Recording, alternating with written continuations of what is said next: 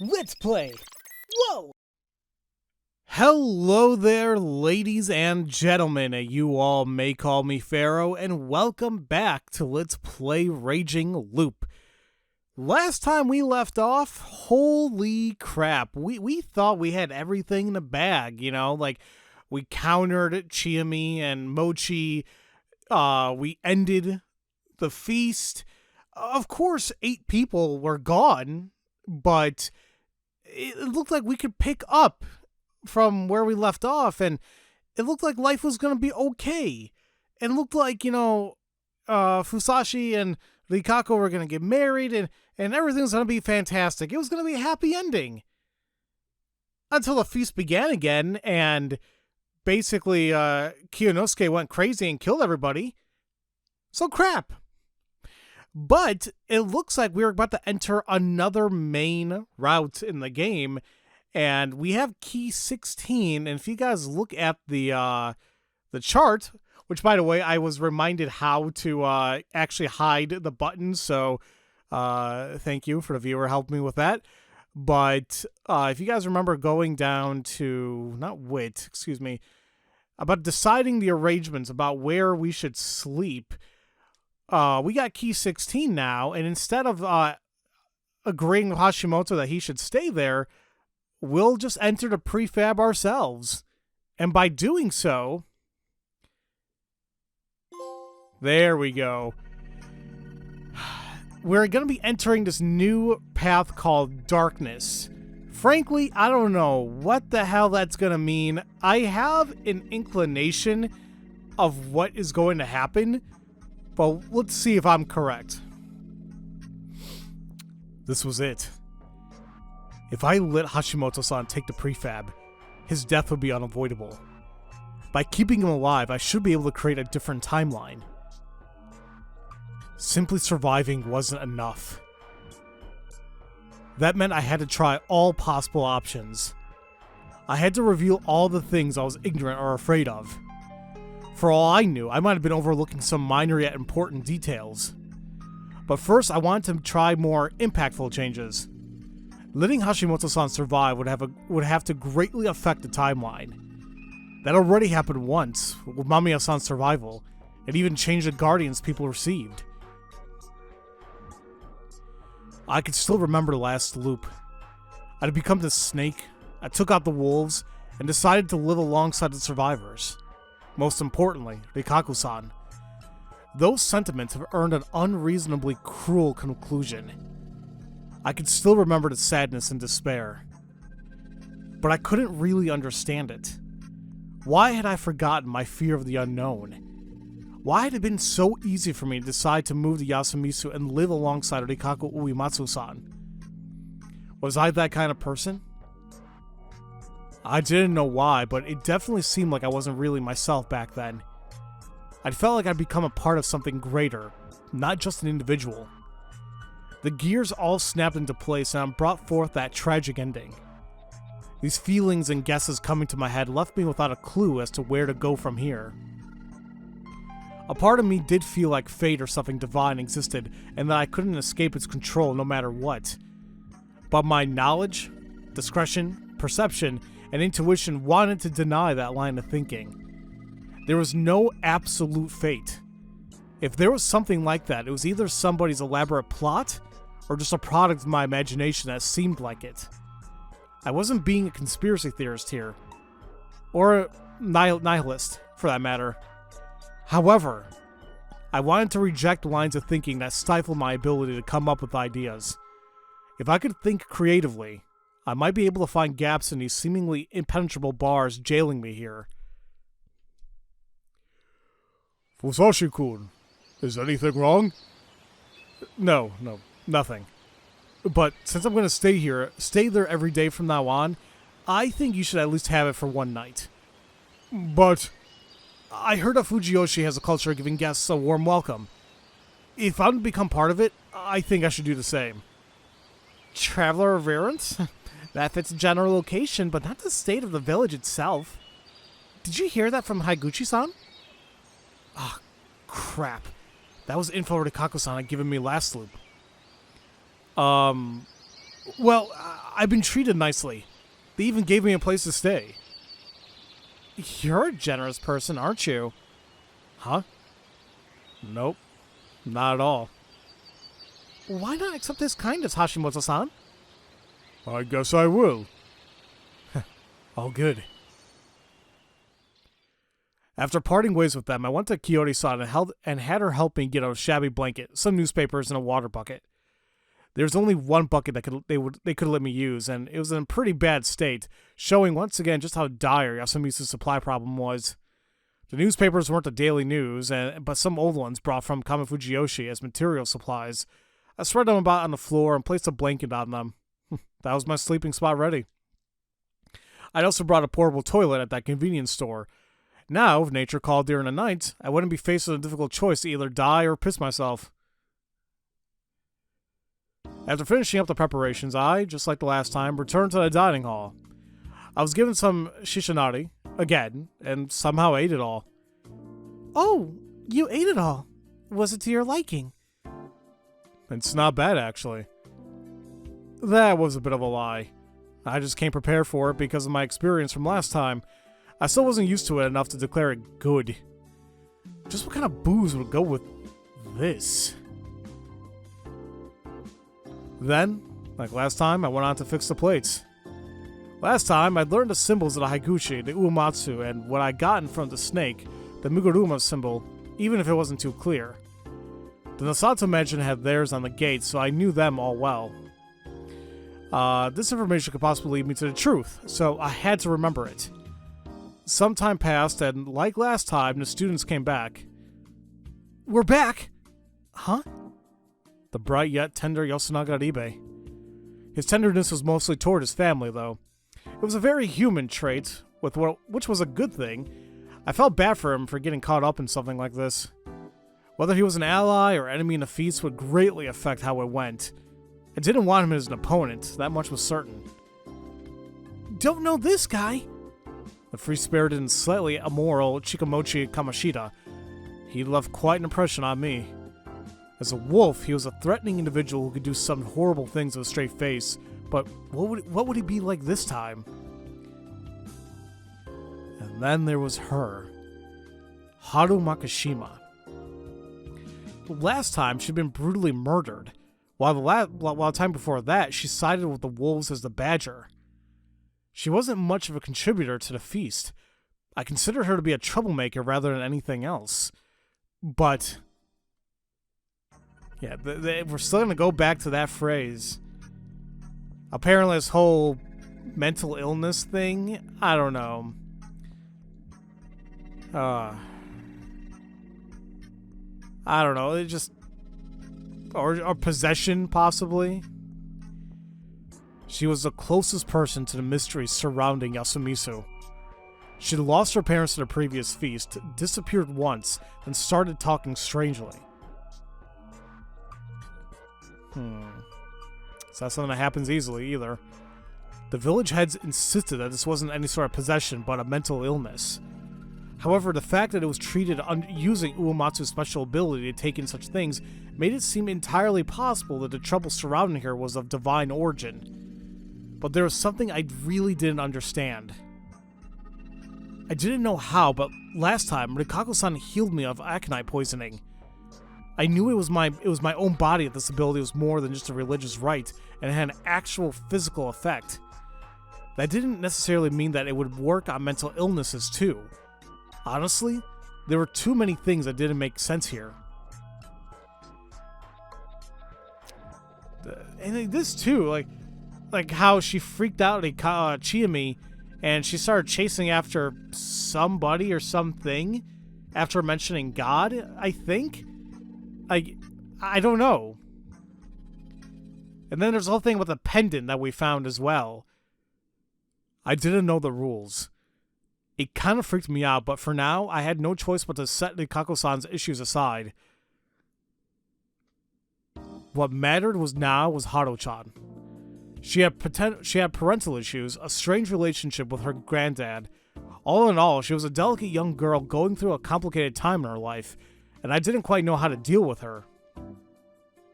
Fooling around with her didn't work, and Casanova-type characters seemed to scare her. I tried not to do much and appear harmless.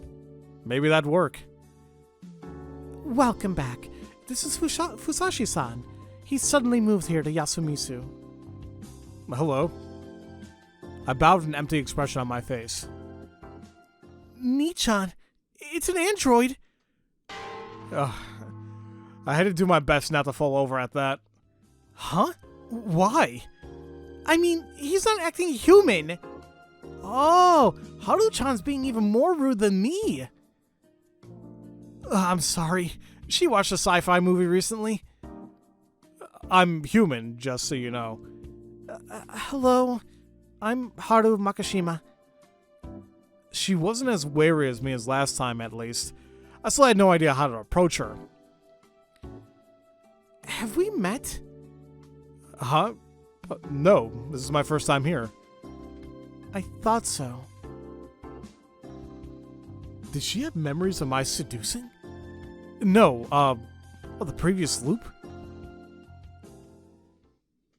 Do you have a hand towel? You know, something similar had happened last time, too. It wasn't impossible that someone else had memories of the previous times. Particularly this girl, considering her mind held traces of madness. What? Crap. I stared at her for too long. I had to talk it off. Oh, well, you know, I actually feel like you're familiar, too. You ever been to Kanto? No. I see. Then this must be something special. What's wrong? You're all red. No, I'm not. Oh? Huh?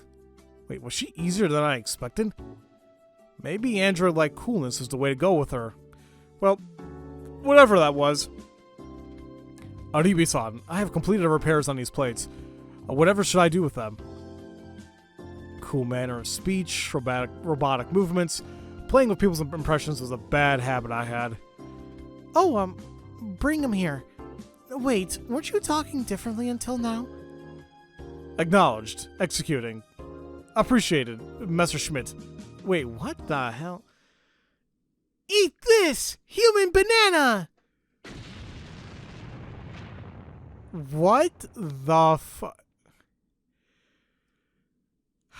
Well, I don't know what the hell I thought when he said human banana. I mean, first off, hold on.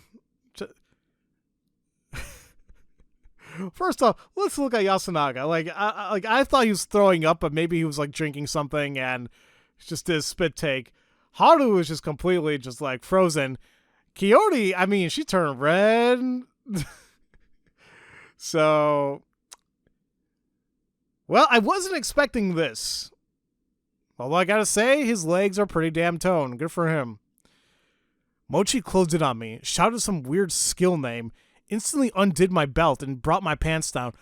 Oh! It's me that he pantsed me. Am I not wearing underwear? Did he grab the underwear as well? Oh. You like what you see, Kiyori-san? I mean, it's better now that it's my character. Huh? Some undies you got there. Hey, Chikamochi-kun, there are things you can and cannot do. Hey, when else could I have done that? Wait, when else could I have done that? Well, if you looked at this as a joke, that was definitely well timed. My android-like coolness, whatever that was, instantly became a gag. My God, I read that as a U. His skill left me so dumbfounded that I just froze in place with my pants down, effectively giving a treat for the ladies and waiting for a response. How did the girl see this pantsless android-like cool guy before her? And again, what was android-like coolness anyway? And she screamed. Oh, how am I a pervert? You saw that Chikamochi did that to me. Perv.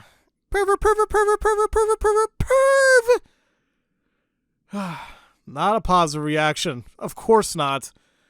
Mochi's prank effectively gave her the worst possible impression of me.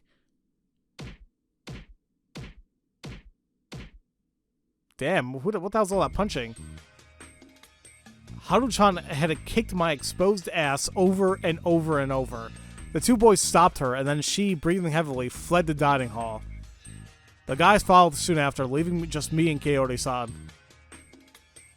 Am I in the wrong here? I'll scold them later. She was alright ever since then. It was awkward as hell. I distracted myself by getting back to fixing plates. Eventually, we were joined by the old wolf guy, Miko, and Rikaku-san. I wasn't quite done with my first job yet, but just like last time, I was given a break, so I went outside. Hey, she's doing the donut bologna rice snows on the mountain. Oh, Fusashi-san, I see you were hard at work. Getting closer to Rikaku-san was important for both survival and finding out the truth.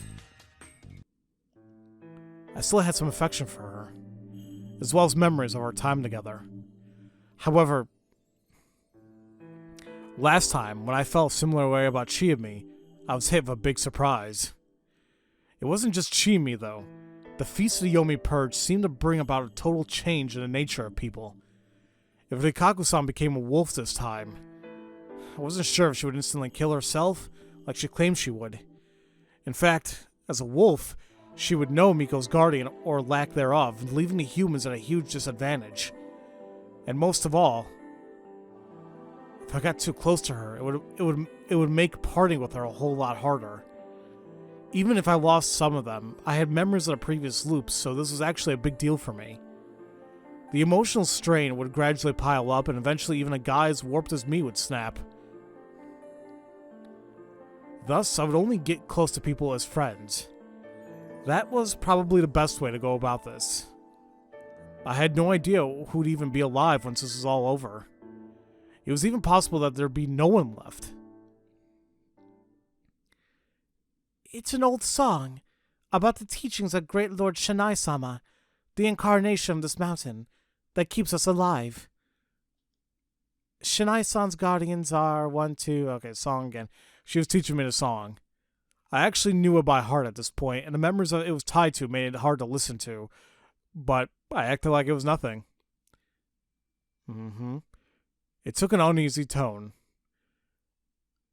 I looked and saw Chiyomi, snickering as she waited for the right time to pop out. Covered in blood, apparently from hunting. Oh, hello. Huh? She knew exactly what she was doing with this sudden appearance. How mischievous. Were you hunting or something? Oh, no, but you're close enough. I just helped Kanzo-ji-chan prepare one of the beasts he hunted down. I see. That suits you. What the hell? That kind of hurts. Crap. I accidentally remembered what she was like back then and gave a sarcastic comment.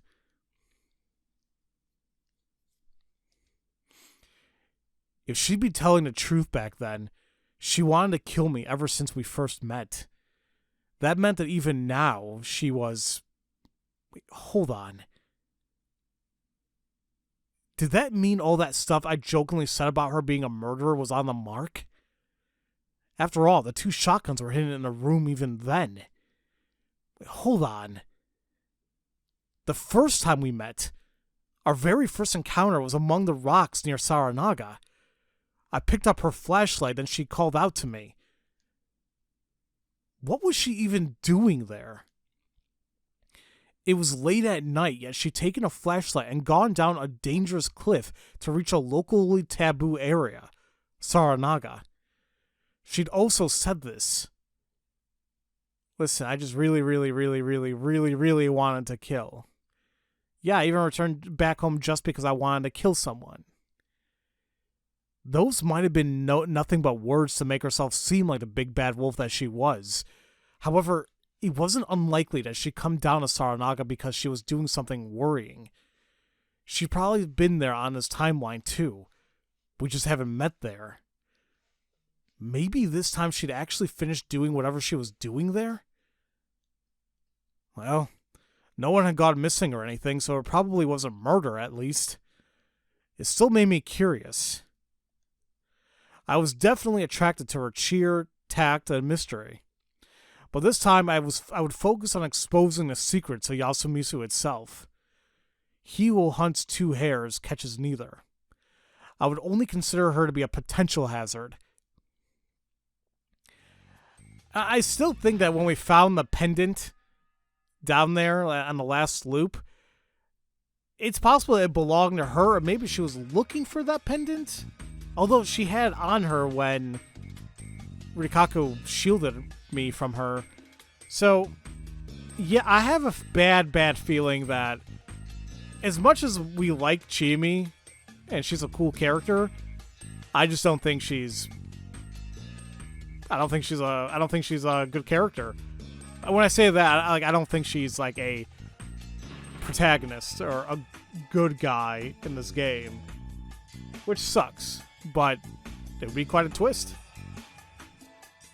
Hey, I'm just saying that your wild image suits hunting. You honestly seem like a feline animal, Chimi-chan.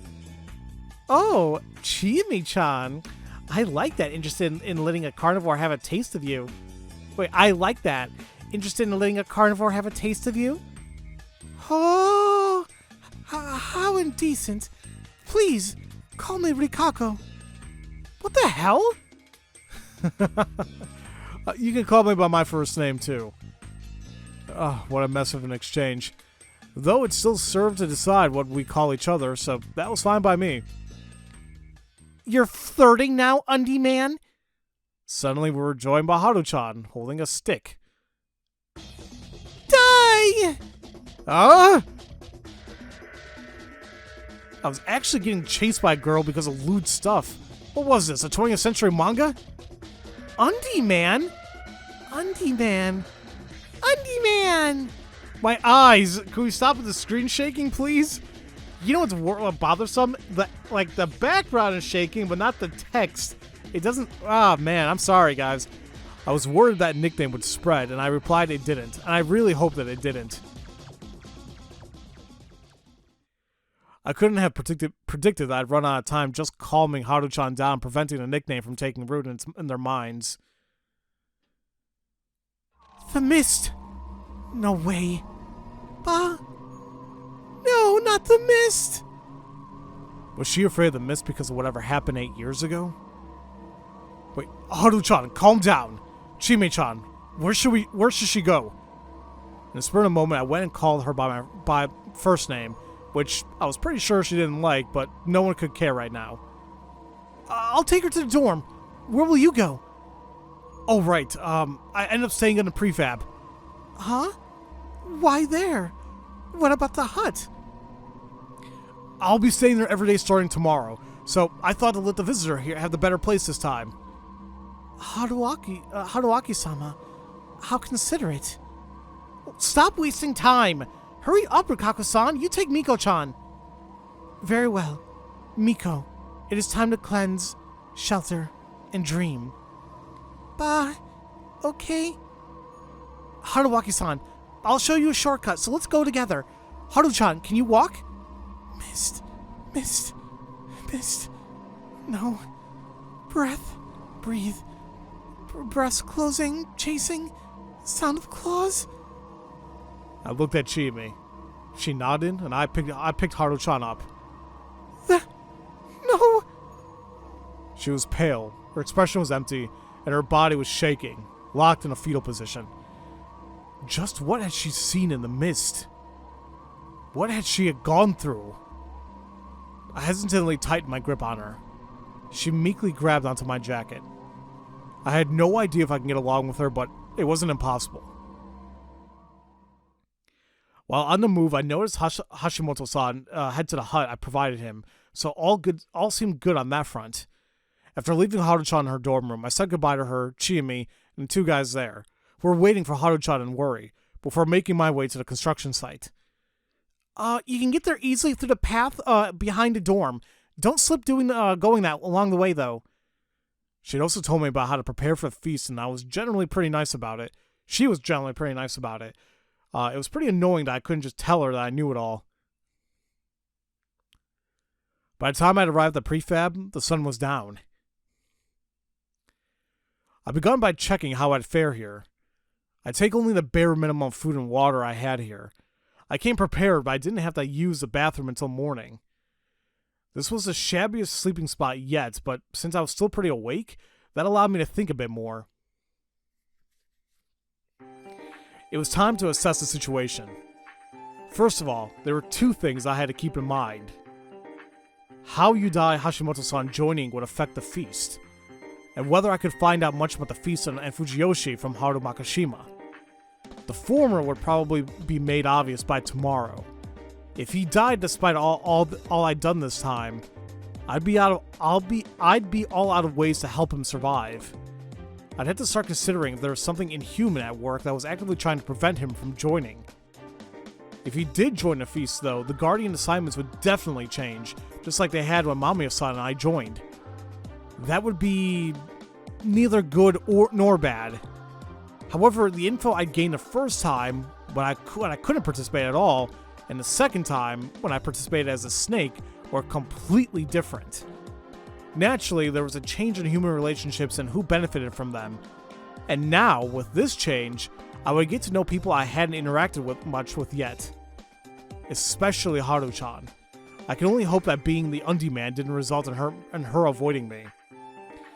That reminded me, Mochi was the reason for my new title.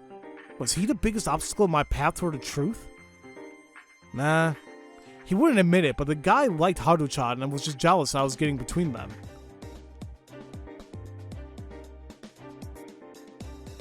Oh, so he was the one who killed Haru-chan last time. Was the sad face assaulted him the day after just an act? I had no idea, but I could actually imagine him killing her, only to regret it right after. Oh yeah. Yasunaga-kun had also revealed his feelings for Chiyomi right before she killed him, didn't he? She'd instantly shot him down, though. Like, literally. And figuratively. It seemed like she felt the same way in the first loop, so that was probably true. Or maybe I just wanted to think that way. Then again, being liked by Chiyomi meant that she wanted to kill you, so I wasn't sure if I was happy about that. That aside, as a wolf and as a human, he was a player skilled at debate and consideration. His words were rarely far from the mark, and he had influence over his mother's and friends' votes. He wasn't self-righteous or some kind of loner, and with a good backer spurring him on, he could be an excellent human player. If he was a wolf, though, I'd instantly know it was from his lack of enthusiasm toward the feast. Maybe that would be considered cheating, but whatever. Meanwhile, though Chiyomi had done some bold things during the last feast, she wasn't a very active participant in the meetings themselves. That was probably because, just like Mochi, she played cautiously as a wolf and avoided drawing attention to herself. Taking that into account, Chiyomi's whole hang me act of the first day was pretty impressive. It was bold for a wolf to make such a self-sacrificing play at that stage, but it was at a point when people weren't yet ready to hang anyone, human or wolf. She managed to make herself look like a human without any real risk, and kept the act going until the very end. I'd heard that Chiyomi had a decently big impact on the feast I didn't participate in. If she became a human, she would surely be a valuable asset to the humans. Personally, I didn't want to be enemies with her again, but I had no idea what she thought of me right now before the feast had even begun. She herself had told me that she'd always wanted to kill me, which meant that the kindness she displayed to me so far could have just been an act. That wasn't a pleasant thought. Rikaku-san too seemed to be pretty fond of me. That was probably because of her idea that I was a special person who could do something about the feast. I wanted to do something about it, but saw no possible way at this point. I couldn't help but worry that I'd disappoint her again. She was pretty passive in the feast, and her votes often prioritized the local folklore and fairness. She did some pretty dangerous things though, like trusting me without any real reason to. However, as a descendant of the Uematsu family, she knew full well just how scary the feast was and how to deal with it. The fact that she knew Miko's position was pretty important too, and would surely be important now. I wasn't really sure about Miko herself, though. If she got a guardian and Rikaku-san handled her well, it'd all be good. But if that wasn't the case, I couldn't expect much from her in a feast, and her votes were based on how she felt the moment. She would be an uncertain factor and nothing more. Rikaku-san let her vote as she pleased, probably to hide that they were communicating, which wasn't great. The old man who cried wolf was even worse, though. What the hell was that guy? A senile old man? He really didn't seem like it. Kanzo-san had said that he'd survived the previous feast. He'd never said anything important during the feast, but had a vote worth the same as everyone else's. He'd also pretended to be the spider last time. Though Rikaku-san came out as a spider as Miko's representative, she was essentially the real thing. Claiming to be the spider despite that was only meaningful if you were... Claiming to be the spider despite that was only meaningful if you were the badger. After all, if the badger presented themselves to the wolves once enough humans were out of the game, they would become a latent ally, which would be pretty good for them. And if he was capable of thinking that much, it meant that he wasn't just senile. Quite the opposite, in fact. But the idea didn't click with the fact that he'd always ended up getting hanged.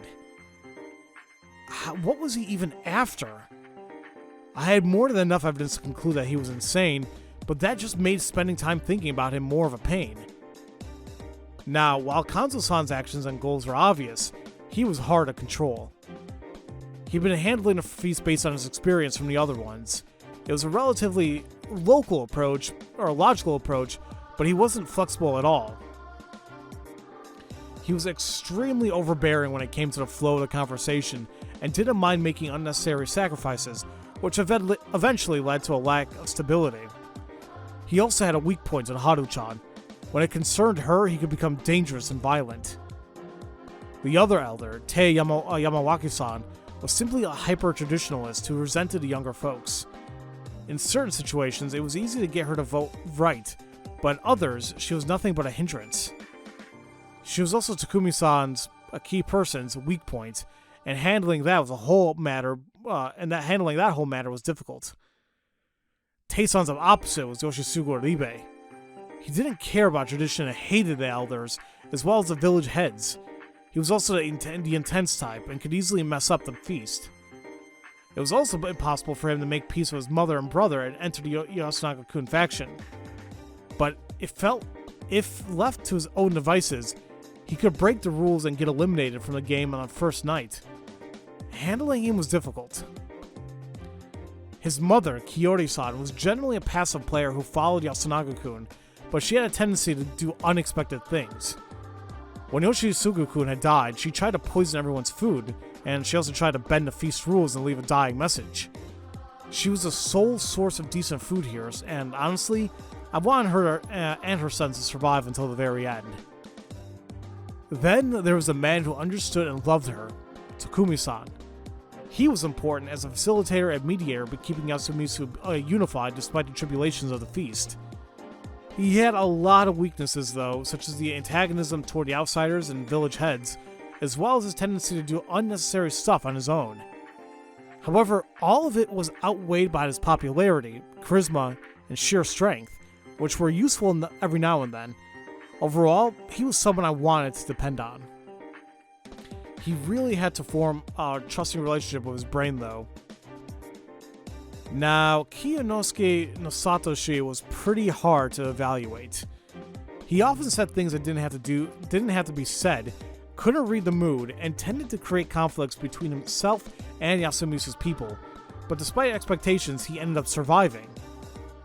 He actually wasn't wrong most of the time, but his presentation alone often ruined it completely. He was one of the few village heads in the group, so I could at least count on him to prevent any unfair votes toward Rikaku-san, but besides that, I just remember that he was a doctor. Couldn't he examine the dead bodies? Why did I have to do it when we had him around? He hadn't insisted on examining a single corpse so far. Was it because he was afraid of dead bodies or something? What the hell? That kind of joke wasn't funny in a situation like this. Besides them, there were the journos. Mamiya-san had been pretty much manipulated by Chiyami, so reading her was hard. If she could keep her cool, she could probably make some decent contributions to the feast. Also, I felt like her knowledge of folklore and occult stuff would be necessary for my current main goal here, finding out the truth. As for Hashimoto-san, he hadn't survived this night even once thus far, so I couldn't say anything about him. However, though the first impressions had made him seem like nothing but some fat guy, he did show an impressive capacity for logic and reason. If both Mamiya-san and Hashimoto-san survived, I imagine they would perform really well in the feast. Of course, it was hard for them to pass the barrier all outsiders faced here. Then there was myself. I was the most suspicious here and the one most likely to get hanged. Last time, I'd been able to survive because I was a snake and leveraged my role well. It helped me get Takumi-san and Rikaku-san over to my side, as bad as that sounded. However, there was no guarantee that it would happen again. It was best to assume that it wouldn't. In that situation, I'd have focused on helping my side emerge victorious with myself still alive, rather than just helping my side emerge victorious. Even if I could loop, there was no guarantee that I couldn't get into a situation where I could be hanged no matter what. That was a heavy thought to have, but I'd have to believe I could make it out, and I could make it. Excuse me, I keep pushing onwards. I had to keep going. Suddenly, I felt drowsiness come over me. Had I been so busy during the day that I ended up more tired than I thought? It was time to cleanse myself. I took off my clothes, wiped my body, switched into my spare underwear, and that was that. Then, I locked the shabby-looking lock and returned to my bed, if you can call it that. What would I do if my door was suddenly knocked down and some scary werewolf monster came in? I tried to keep myself on my toes, but my brain knew that wasn't how the feast worked, so it just relaxed and led me to sleep. I'd be safe today. I wouldn't die today. I'd think about what came next, later. I felt a strange pain all over my body. Wait, all over your body? Because, okay, remember, I think Miko mentioned it, where I think Rikaku taught her that depending on the guardian you have, certain parts of your body hurt. I think if your head hurts, you're a wolf. If your stomach hurts, you're a crow. If your eyes hurt, you're the snake. Something like that. And your legs hurt if you're the spider, I think. Wait, next I felt that something was way too red. I could see the light of the outside through my eyes. I thought that meant it was dawn, but that wasn't the case. The morning sun had a bitter orange color, but this red right here was darker and colder. It also felt my eyes weren't even closed. Why was I unconscious with my eyes open? Not only did my body hurt, but it was cold as well. Too cold. I was sleeping on the ground. My hair was on some gravel, while my hands felt grass and mist. It was cold. My senses awakened. No. It was more like something that had been cut off had suddenly returned. It wasn't quite the same as a typical morning, and the bizarre sensation took me a moment to adjust to. I was outside. The moment I realized that, all blood left my face. I tried to jump up, then I realized my body was sluggish, and that my body temperature was extremely low. Had I been out in this cold mist for that long? My mind was in better condition than my body, at least. Why was I outside anyway? Had I broken some taboo I didn't know about? Did the prefab count as outside? Would I be taken outside and killed because of it? Maybe there wasn't even need for a reason like that. It could have been that I just been used as an example. If Hashimoto-san did the feast prep this time, no one would die tonight. But perhaps that was a bad thing for Grey Lord Shinai. The existence of the penalty, the corruption, was best made through example. A simple mess of a corpse is enough to prevent people from trying to escape or walking out at night. However, if no one broke that rule, no example would be made. But it was actually entirely possible to make an example without anyone breaking any rules. If there was a corpse tomorrow, everyone would just assume that the victim had broken a law. No one would question the Punisher's decision. Well, we hadn't any unexplainable victims of the corruption thus far. That was my assumption anyway. Rikaku-san going nuts made absolutely no sense, but it wasn't even clear if that was a corruption, so I would just leave it at that. Besides that, all instances of the corruption so far seem to have completely plausible causes behind them, so I'd assume that the Punisher was fair. But could I trust their benevolence now in this situation? I was an outsider who was barely known here, and that kind of made me the best person to make an example out of. Had I been too optimistic to assume I wouldn't die today? My throat was dry, which made me feel even colder. My irritation and panic broke my intolerable limits, and I finally regained my senses and control over my body. There was red light all around me. Its source was distant, but it lit up the entire mist, giving it a bewitching, unsettling shine. It made me both uneasy and scared. It reminded me of the first mist I've ever seen, even though it was late at night right now. However, unlike the first time, I didn't feel any beasts nearby. I strained my eyes to look into the mist, and realized that I had someone at my side. Or rather, I realized that there was a humanoid silhouette within the red light. It was a girl. Haru Makishima.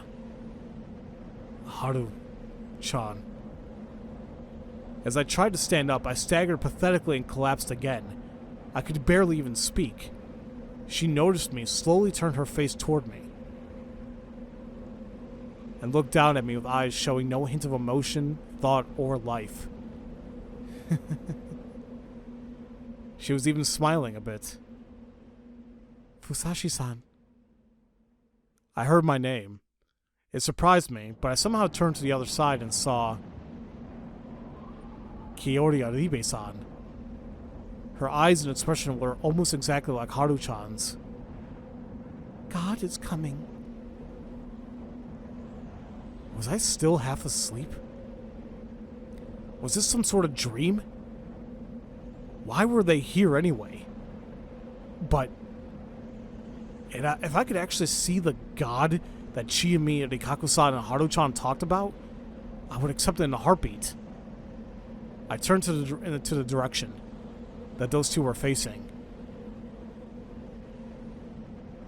In red, misty darkness, I saw the outline of a large tree.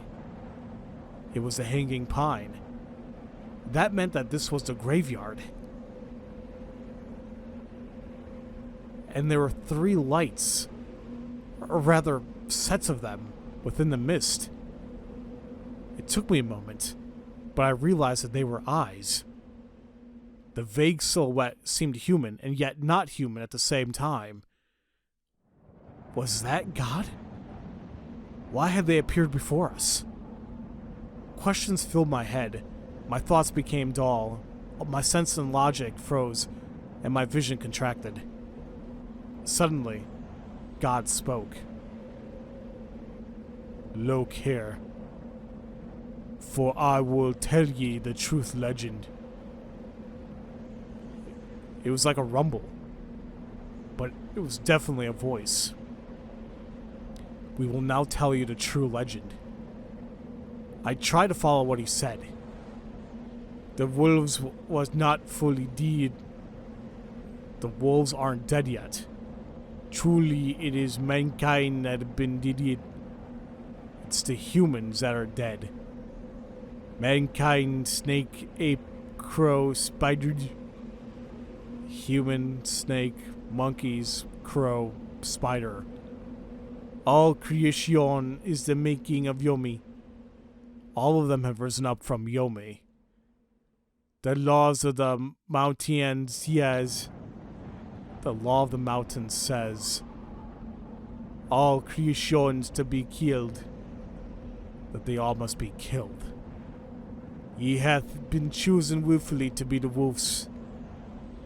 You were chosen to be the wolves. Make a great discretion upon the Yomibito and make pure the mountains and the river.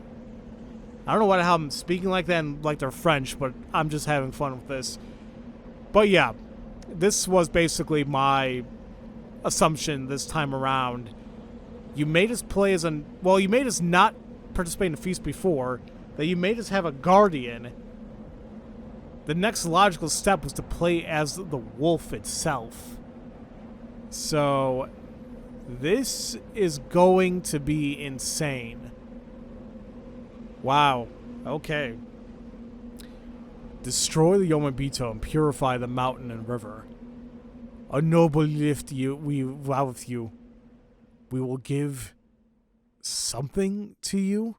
Yeah, hold on. Wait, let me take a look at that log here. A noble gift? A noble... I guess gift. We will give you... Give if you... Yow. I don't know. You should want this and cleanse yourself. You must wear it and cleanse yourselves? Do this and the wicked mist shall yieldeth not harm. Do that and the corrupt mist shall not harm you. Because of the dark mist. But since the mist is so dense, we shall you in your brock. We will also send you the badger. Tomorrow at night this time, a lone Yomibito will sure inspire to be your sworn brethren. Tomorrow night we shall inspire one of the Yomibito to become your ally.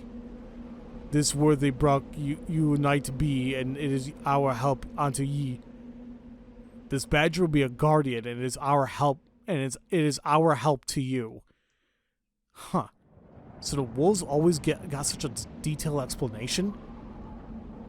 They were low in number. Humans received all the guardians.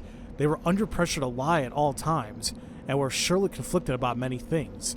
The wolves were actually at quite a disadvantage here. However, they had more information. They knew their allies and enemies, and about the existence of the traitor unknown to the humans. Hark this, ye shall draw blood of a man by every night. Anyway, draw the blood of one human a night. Anyway? Seriously? Did he have any idea how hard that was? Or you yourself will die. Otherwise, you will be the ones to die. Threats too, huh? It may none otherwise be told. Do not doubt this. It may none otherwise be tied. He just repeated it. For effect, surely. He really wanted us to believe him. So, the three of us were wolves? I had no idea if that was true. Hell, I didn't even know if this was real or not. Then, the red light became weaker, or my consciousness began to fade. I had no idea. And soon enough, it was all dark.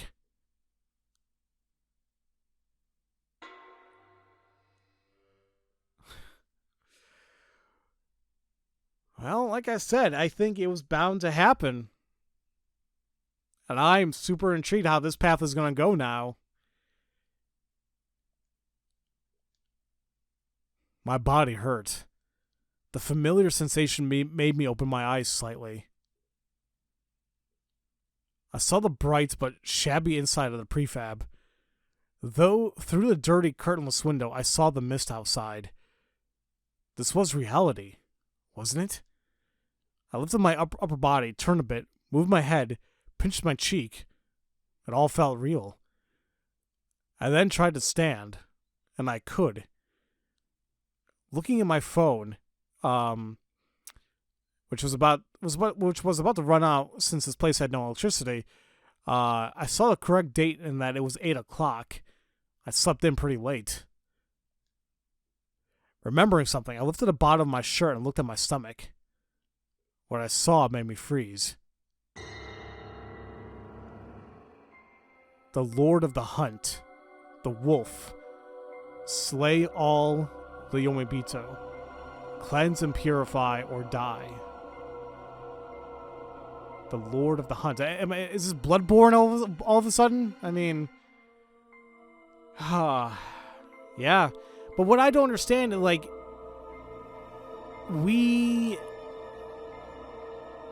It didn't tell us who we killed. Or was it something that was just like... Do you just do it unconsciously and that's that? That seems kind of weird.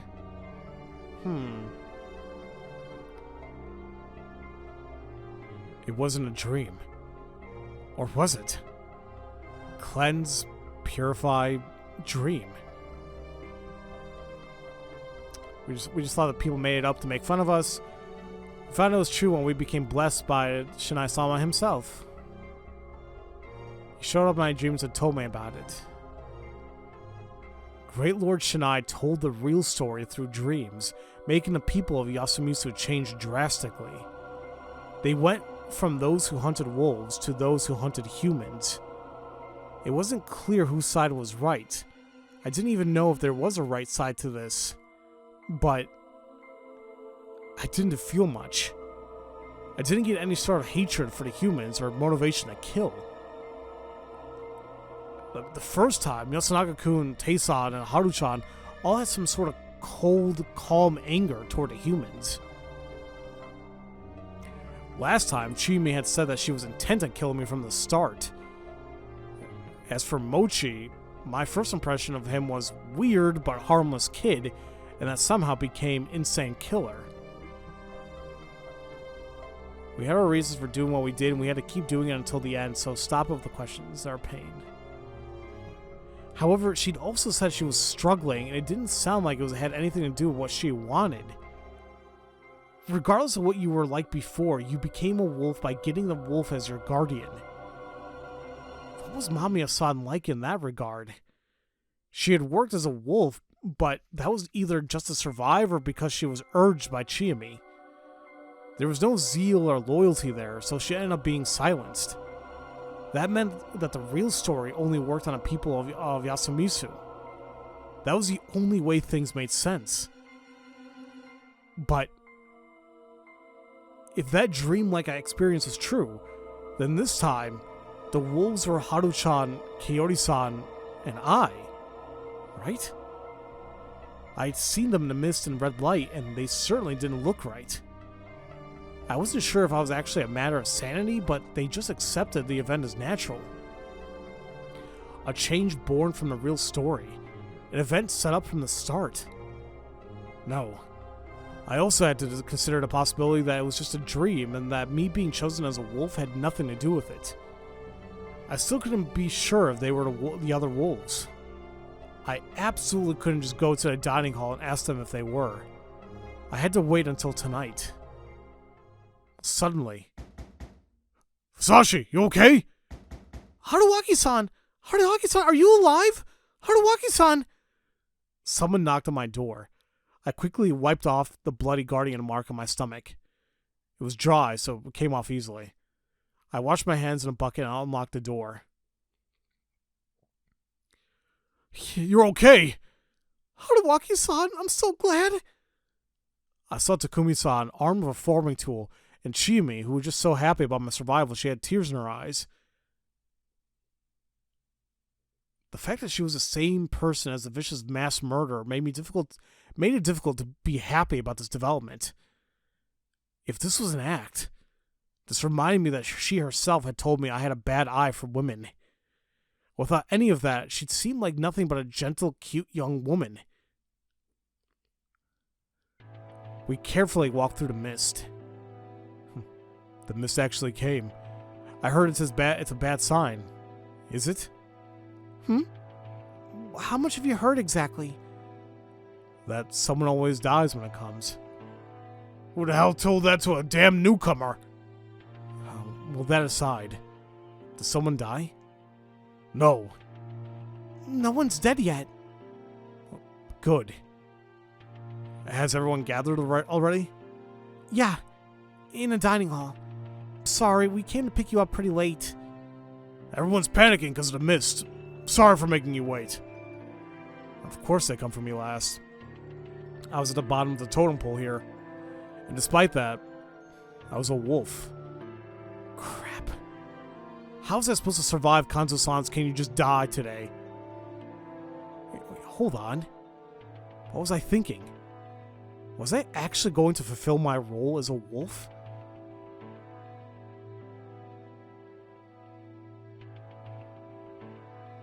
I would actually create those awful piles of corpses?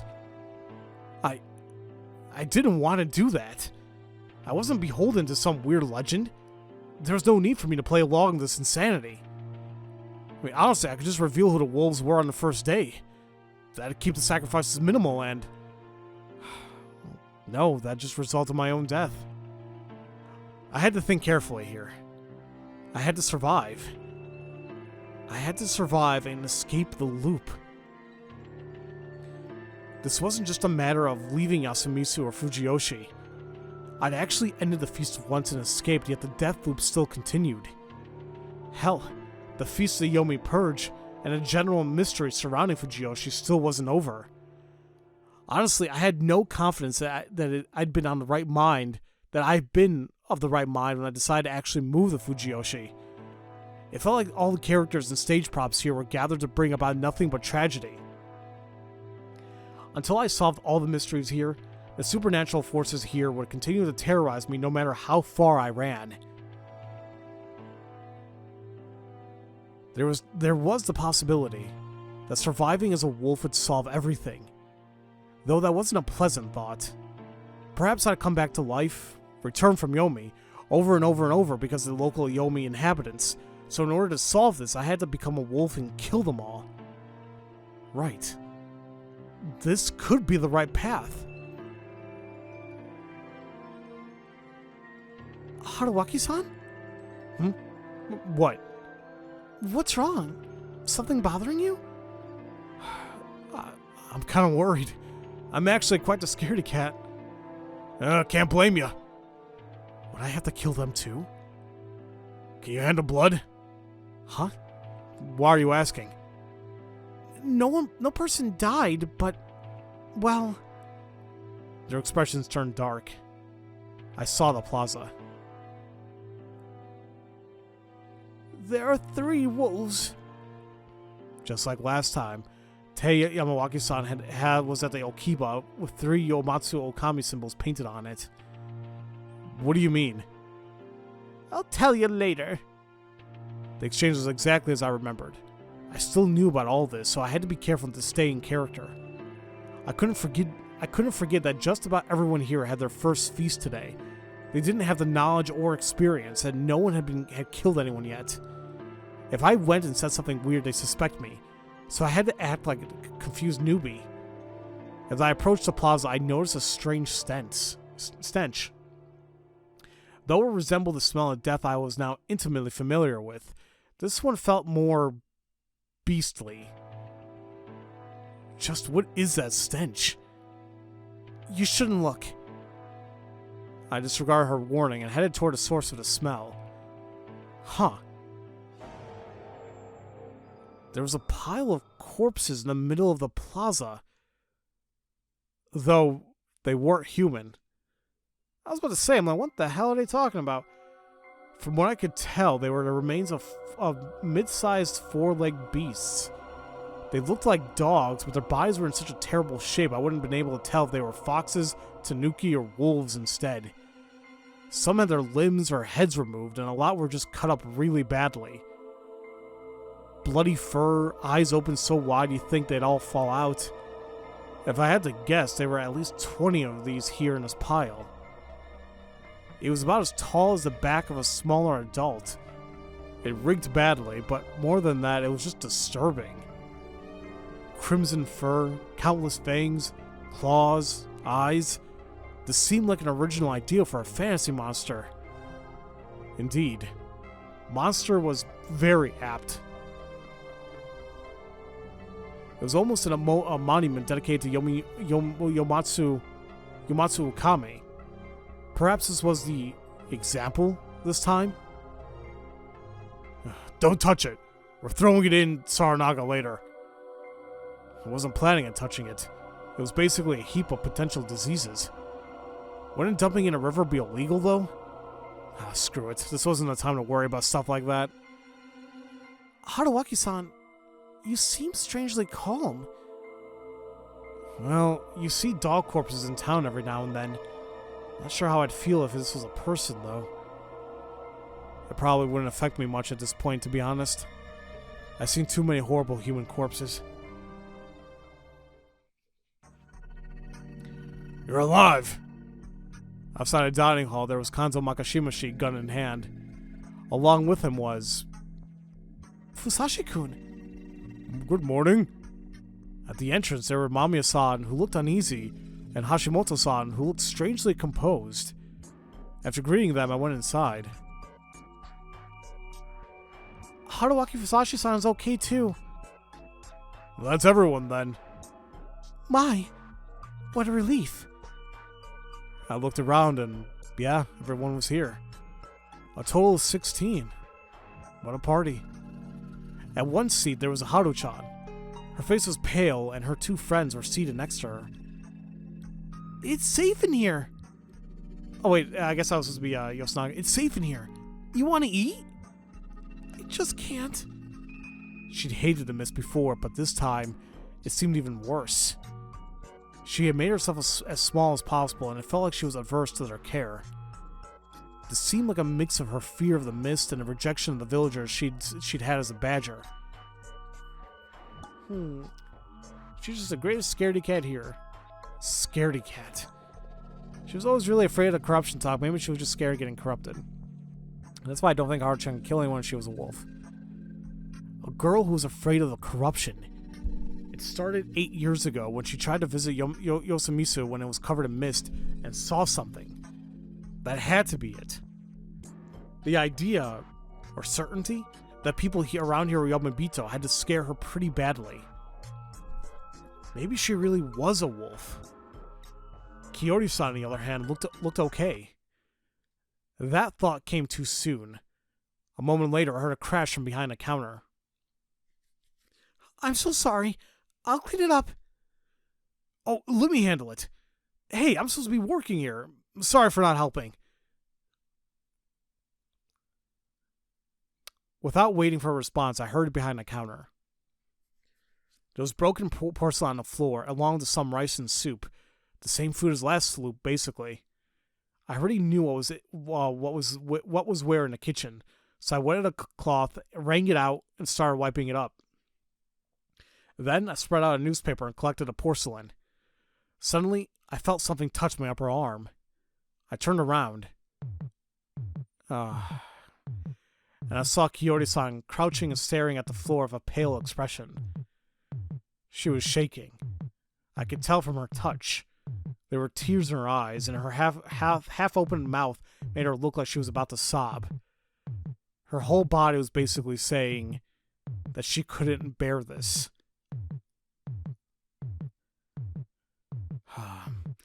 Kiyori-san isn't feeling too good. Yoshinaga-kun, Yoshisugu-kun, can you come over here? Huh? Mom, are you okay? Don't force yourself, hag. As they helped her get up the stairs, Kiyori-san looked at me with eyes that seemed both pleading and scornful. It felt like she was asking if she really had to kill these wonderful children with her own hands. This mission was too much for her to bear, and from what I could tell, she wanted to share the burden with me to make it easier for herself. It was safe to assume that the dreamlike experience had, indeed, showed me the other wolves. Calm down. Though it seemed pretty conclusive to me, this was just day one. We had the mist, the wolf symbols, and a pile of dog corpses, so it wasn't weird for a sensitive woman to become a bit sick. Even Shimi and Hisako-san didn't look so good. The only ones who were clearly okay were Rikaku-san, who looked like a no mask most of the time, and Miko, who probably had her eyes hidden. So as long as they didn't act any more suspicious, it was all good. I'll serve the food. Chikamochi-kun, can you give me a bowl from this shelf? Whoa! You already know where everything is? You can call me Mochi, though. I might have been the one in trouble here. I told them to call me Hassan and decided that I had to act more ignorant of things. After we ate, I pretended to be busy in the kitchen. Chimi and Rikako-san looked like they wanted to talk, but I avoided them because I felt like I might actually spill the beans to them. Of course, we had to wait until Takumi-san and the Aribe brothers cleaned up the plaza, and I had a ton of things to wash. Last time, the feast began at about 9, but now that Kiyori-san had gone to bed for a second time, it had to happen later. It didn't show any signs of starting even at noon, so we had lunch. We gotta use the shishi. I'll cut it up. You can't boil rice in a kettle? Oh, screw it, I'll do it. I got some unexpected help, so I ended up having only to cut the veggies and add spice.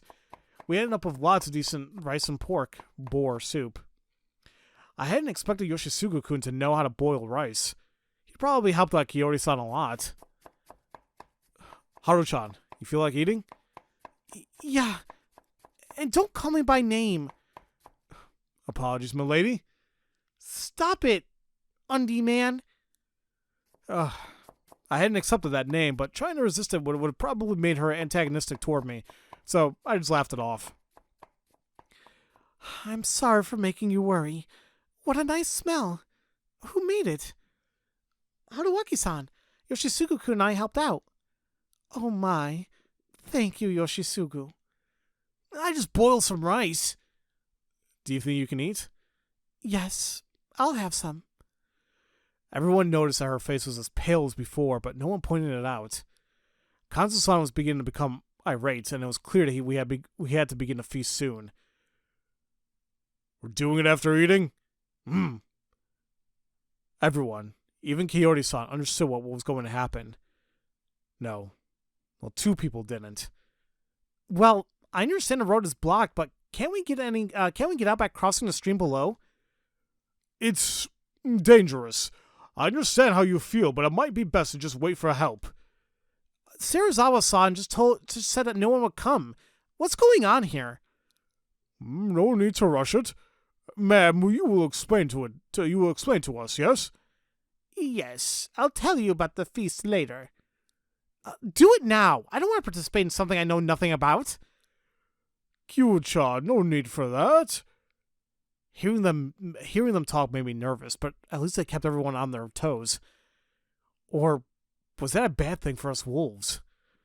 The only thing that humans could do against the wolves was lynch, so we had to keep their motivation to do that to a minimum. At the very least, it was relatively easy today, when no one had died so far. Kanzo Makashimashi would definitely insist we hang someone, and I had to somehow shoot him down. Of course, I had to avoid standing out in the way that would affect my chances further down the line. It's time. Go to the hall. We all lined up, and the eldest went in first. They joined their hands and hid their faces. It was a unique sight, and once again I copied them. Like last time, I ended up at the lower end of the group, but the complete outsiders were below even me. Is this really okay with you? I'd be in the way if I wasn't at one end of the group, right? I couldn't give any strong agreement, so I just gave him a light in response. And wow, look at that! That's everybody in the feast, including good old Hashimoto. Well, ladies and gentlemen, I gotta say, this is probably a really great way to just go ahead and end today's episode. Because, frankly, this is gonna be interesting. Because looking at how Haru-chan, myself, and Kiyori-san are acting, it's like, they're probably even thinking about themselves, we can't do this. We can't kill someone. And notice how we didn't even do it in the middle of the night. But now it makes me wonder, with that big pile of dog corpses or animal corpses, maybe we were trying to still kind of play the game, and it's like, you know what, we gotta kill something, so here's this. Because I don't remember that pile ever being there before of anyone else, you know? So, I don't know. All I do know, this is going to be very, very interesting with us. I would say being on the bad side, but according to the true legend, it's vice versa. And frankly, I wish that if that's going to be like the main huge like plot twist, I kind of wish they unveiled it way later on, because they unveiled it pretty much in the ending of the first loop, or the main route, where it was basically Yosunaga-kun explaining it to us. It's like, well, if that's the big secret, then damn, I kind of wish you left it for us a little later in the game. But I don't know. This is just gonna be. I assume it's gonna be fun to delve into this and see what we're gonna do, and we'll start that maybe in the next episode. So, as usual, thank you all so much for watching, and I'll see you all next time for Let's Play Raging Loop. Love you all so much. Have a great day.